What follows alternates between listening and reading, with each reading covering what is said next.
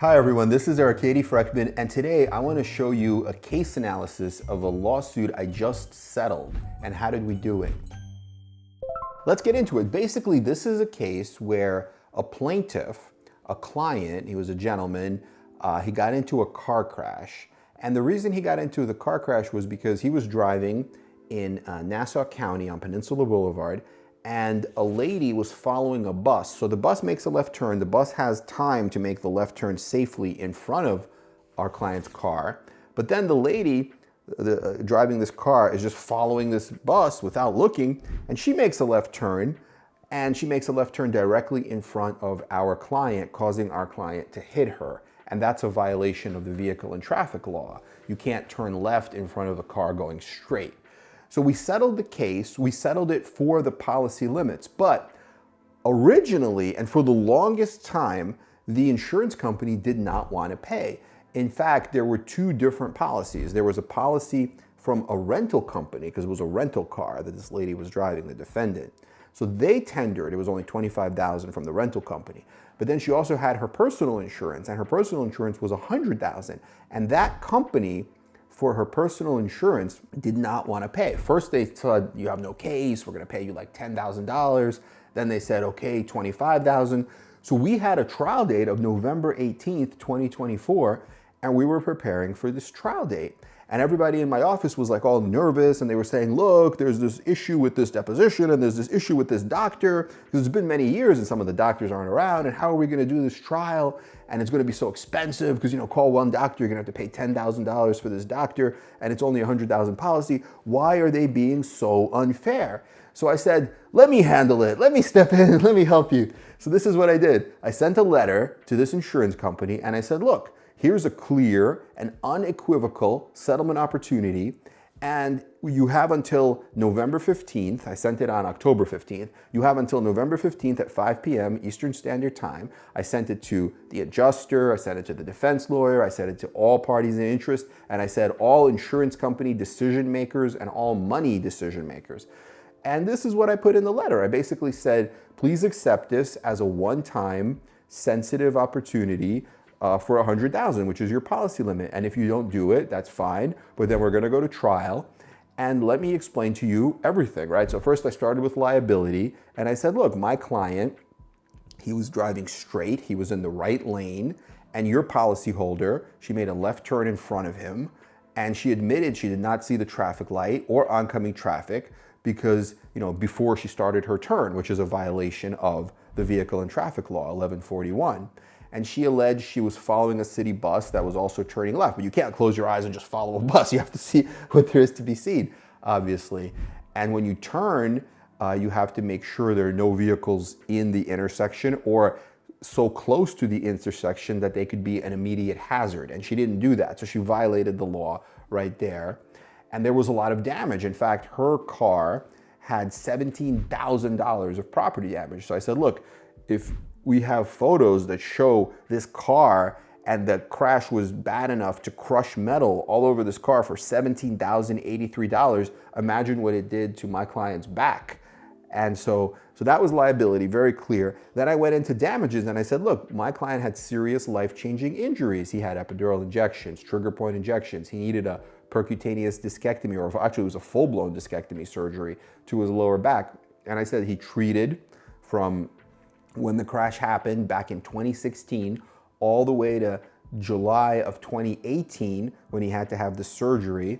And at a certain point, he reached maximum medical improvement and he had to learn to live with the pain. And the MRIs confirmed this. Plus we have EMGs, which are electromagnetic, NCV EMG testing, which is objective. Because a lot of the time they like to say, oh, this is subjective. You say you have pain, but how can we prove it? Well, this is like the EMG, right? The EMG is objective. This is like they hook up the little pads to you and they test, like they listen to fibrillation potentials, and they also read the electrical waves as they're traveling. And if they say, look, as a result of this test, you have radiculopathy, that can't be subjective, that's objective. So I said it confirmed radiculopathy only on the right side, which is where he's having the pain and where the herniation is, L3 and L4.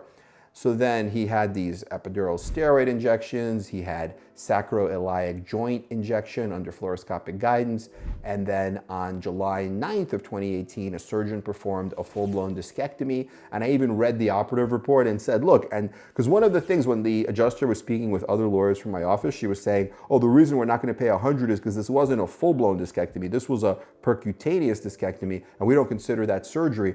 But I said, look at the operative report. It says that pituitary grasping forceps were inserted through the cannula and advanced into the nucleus. A manual discectomy, approximately 1 gram of nucleus removed, was then performed with fluoroscopy in the lateral projection. So that's not necessarily percutaneous, because if they're putting in forceps and they're removing disc material, that's a full-blown discectomy. And I said, look, and we recently had even a percutaneous discectomy. If you think percutaneous discectomies aren't worth anything, we just had a percutaneous discectomy trial in New York County, which is a much more conservative venue than the Bronx, where this case was venued, and we got a verdict of $548,000. So what are you talking about? Then I went to economic damages and I said, look, this particular individual was a technician who would come to people's homes and fix their wheelchair. But that wasn't only a job, but that was also his identity. He was really happy that he was able to help people, and he had a passion for it. And sometimes he would fix people's wheelchairs out in the rain, and he would take their wheelchairs if they couldn't be fixed, and he would push them up a ramp into his work truck. And actually, that's when he got hurt. He was driving that work truck when this car turned left in front of him. And I said, now he can never go back to work. And this has really changed his life. And then I said, look, let's look at his jobs after this incident. So the incident occurred, and he was working, for this company that would fix people's wheelchairs. And then after that, he worked at Rite Aid as a nighttime shift supervisor. He couldn't do that because of pain. Then he tried to drive for Lyft. He tried to work for a company that installs bathrooms, but he couldn't do that because, plumbing, you had to bend down, you had to deal with the pipes, you'd have to sometimes pick up the bathtub to put in a new bathtub. He couldn't do that. So he couldn't do so many jobs. And I went through a list, and it was like 5 or 6 jobs over the course of many, many years. So I said his lost wages are significant, but it's not just the lost wages, it's also his sense of identity and his sense of himself, and the fact that he can't do a job that he loved, now he has to do all these other small jobs. And so I also talked about how it changed his life. Like, he had a really close relationship with his son, and he would teach his son how to play football and basketball, but after he got hurt, he couldn't, and now his son lost interest in that, quit the team, and then it kind of changed their relationship. But I only found that out by doing a deep dive, doing consultations with him. And I talked about how he felt ashamed that he couldn't be like the man of the house, and he almost felt like he was a burden, because when his wife had to do laundry, before he would help carry the laundry, but now he had to tell his wife, oh, you have to go to the laundromat all by yourself. And his son, who was young back then, had to help carry all the laundry, and he was helpless. So it's not really fair.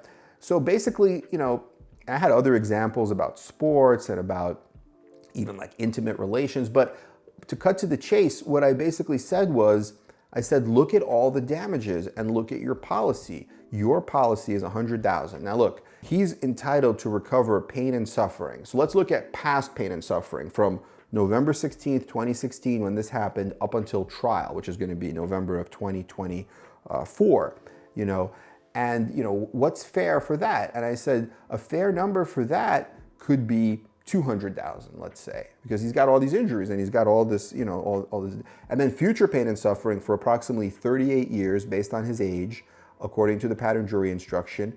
Even if we calculated at only $10,000 a year times 38 years, that's $380,000. And then non-economic damages, that's the pain and suffering. But we also have, the lost wages, which we calculated to be $80,000. And we have future medical expenses, which I said conservatively, future medical expenses could be upwards of $500,000, because he's going to need other physical therapy, surgery, prescriptions, chiropractic. It's going to add up over the course of 38 years. So anyway, when you add all this up, it comes out to $1,160,000. And that's what we think conservatively could be the jury verdict, versus your policy of only $100,000. So how can you possibly not just tender this $100,000? How can you possibly make this argument about $25,000 and these ridiculous arguments? So at that point, they basically, as soon as I sent the letter, and I gave them our past results, like 3.5 million, 2.8 million, all the past results we've had. And then I said, look, just pay me this money or we're gonna go to court. And then like a few days later, like literally 1 or 2 days later, they called and they said, yes, we're tendering all the money. So that's one of the ways you could negotiate a case. That's if, we were ready to go to trial, but, I was trying to debate whether to do a summary jury trial where I would be limited to the 100 versus do a full-blown trial where I could maybe hit them for like the million or more, but then I would also spend, 10,000 for this doctor, 15,000 for that doctor. And then if ultimately, if I couldn't get them in a bad faith situation where where they would pay above the policy, then he would end up getting less, right? Because the expenses would have to come off the 100 and then he'd be left with like 80 instead of 100. So I think this was a perfect scenario where we didn't have to make that choice between a summary jury trial and a full trial. We were able to just settle it, which is what they should have done. They probably should have done it much earlier, but that's a good way to like really, it's like an actual example of making them pay and how this works. Okay, everyone, I hope this was helpful. Let us know what questions you have. We are here for you. Have a great day.